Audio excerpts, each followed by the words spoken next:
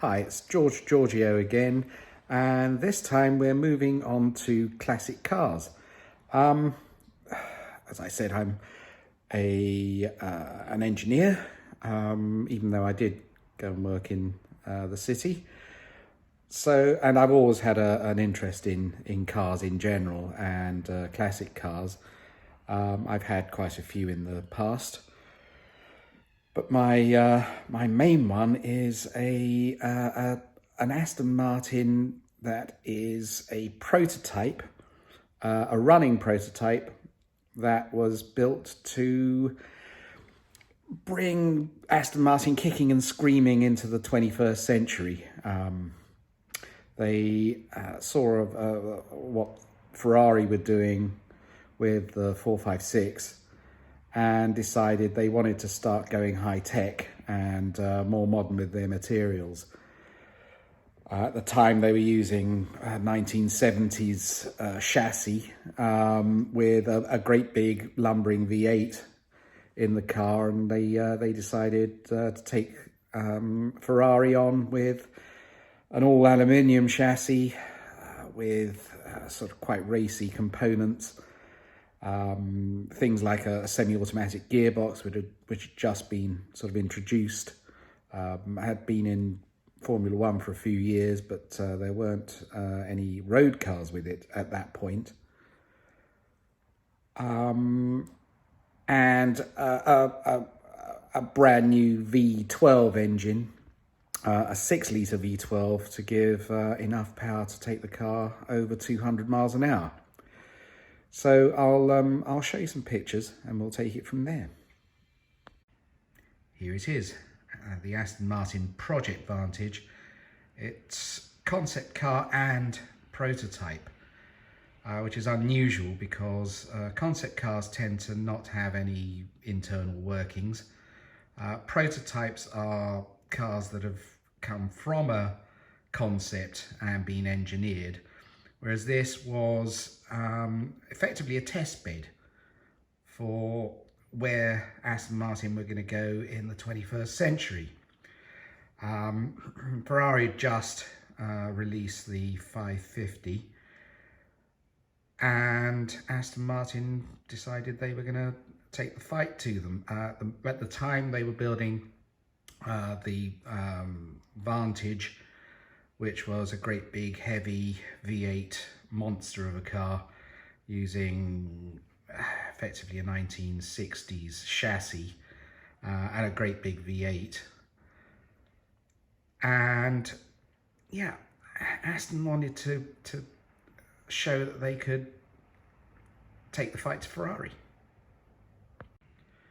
This is an early styling clay. They call them clays because they're made of clay, on a sort of chicken wire superstructure underneath, and you can see it's got Vanquish wheels. So it's a fairly early attempt at the overall style, but it's pretty much got everything there. This picture shows Project Vantage at Millbrook, late December 1997, just before it was shipped out to the States for the Detroit Auto Show. And pictured there are Ian Callum on the far right, who designed the car and then went on to design Jaguars. He's just retired as chief designer of Jaguar. On the left is Bob Dover, who was in charge of Aston Martin at the time, and in the middle was Jack Nasser, who ran Ford, who paid for the car. And not only was the exterior a break from the current Aston Martin sort of design ethos, but the interior definitely was. No wood and leather, well, plenty of leather, but the leather here is nubuck. So it wears like a favourite armchair. But again, the whole architecture is meant to mirror what goes on underneath. So lots of aluminium, lots of carbon fibre. So it shows the construction of the car as part of the interior. Roll on 18 years and Aston Martin were having one of their customary sort of quite frequent sell-offs when their money was running out, and the car surprisingly came up for auction. It hadn't been seen for years. I put a cheeky bid and bought it directly from Aston Martin. As you can see, it's on dollies, so it's not driving or going anywhere. The bodywork doesn't fit terribly well. The glass is all wrong. Half the interior was in the boot, and there were stickers all over it saying, "Do not attempt to attach a battery. Do not attempt to start the car." So where do I go from there? Here's the engine, a 6-litre prototype V12. Sounds very scary. The architecture under the bonnet is also quite racy and bespoke. It's got adjustable brakes, lots of carbon fibre, and it's got pushrod front suspension, just like a Formula 1 car or a Group C racer at the time. It's meant to push out about 450 to 500 horsepower. Luckily, the car was pretty much complete, and it was a case of finding the right people to put the bits back together and get it running again. And again, luckily, it was in storage around sort of Milton Keynes, where all the specialists, and a lot of the specialists actually remember the car from 1998, or had actually worked on it. So it was a stroke of luck that it was basically kept at home.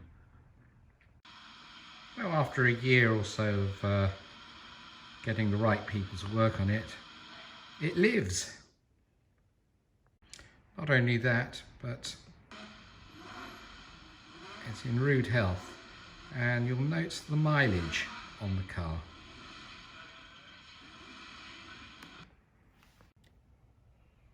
So Aston Martin were being a bit cheeky.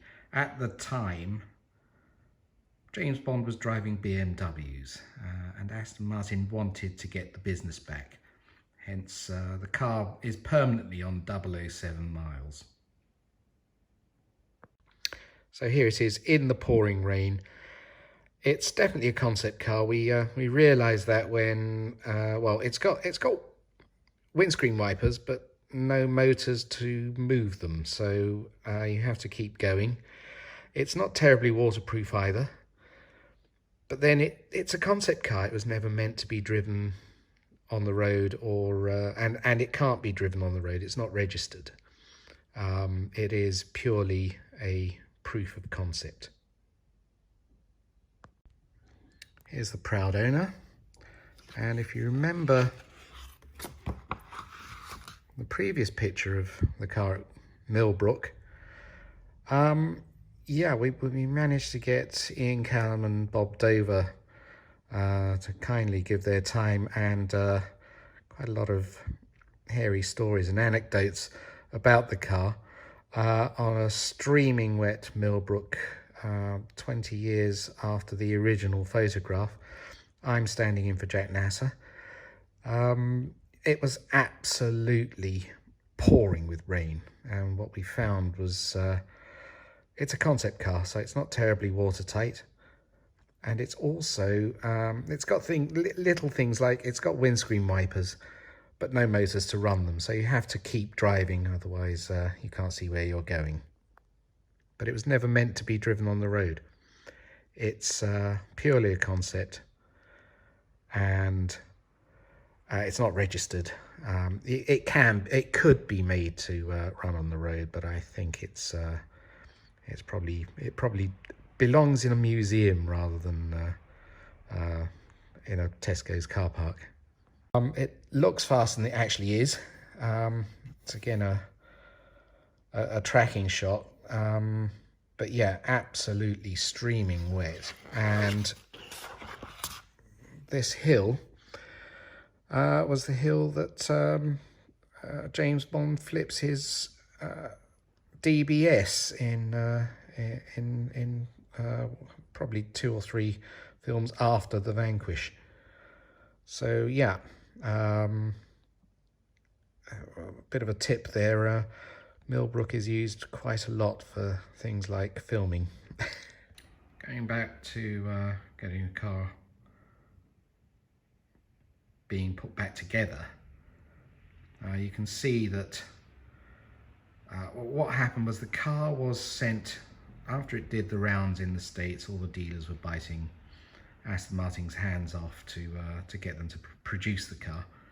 So it was sent to Lotus, who stripped it down and productionized it into the Vanquish.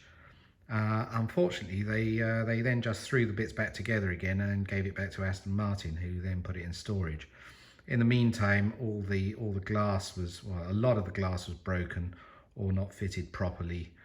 As I said, the interior was mostly in the boot, and it became a non-runner and languished in Aston Martin's storage for, I think it was something like 16 or 18 years. And talking of Aston Martin events, this is actually the first and last Vanquish. This was the celebration of the Vanquish, and I was invited along to that, which was a great event. And this was its first public outing after the rebuild at Hampton Court for the Concourse of Elegance. Quite a lot of people came up to it and or came up to us and sort of said they remembered it from 1998, funnily enough. But yeah, we got invited there, and it's been invited to quite a few concourse and to make appearances. Well, this is from the photo shoot at Goodwood, the Goodwood circuit. I think it's quite apt. It pretty much shows the style of that Aston Martin took on and ran with. I mean, the car is the genesis of everything that Aston Martin have built this century, from superstructure to engine to the overall look of the car. And we were lucky to be invited to Goodwood Festival of Speed on baking hot summer's days as part of their 25th anniversary exhibition. Project Vantage was the car of 1998. It's also been in the Aston Martin Heritage Trust exhibition as well, which is out in Oxfordshire. If you get a chance, it's a fiver well spent. They have all sorts of prototypes and lots of memorabilia and lots of interesting stuff. So they invited me to show it there. So they had it for a few months after Goodwood. The interior all fits nowadays, and the car looks pretty shiny there. We've been to a few Aston Martin events with it. And finally, sticking with this classic car, we got invited to Quail Lodge in California, in Monterey, last year for their classic concourse, which was an honour, but we had to ship the car out to California to get there. A brilliant event, but again, Car does get invited to all sorts of things. And while we were there, chap came up and said hello. I asked him whether he knew the car, and he engineered it. So it was nice to meet the guy that basically put it together. He then went on to engineer the McLaren P1, amongst others. But it was good to meet him there. Again, I had no idea that he was going to turn up. And the same goes for all the guys on the Lotus stand. Remember the car from it being shipped to them, them tearing it apart. So yeah, wherever it goes, it tends to get. I tend to add to its history.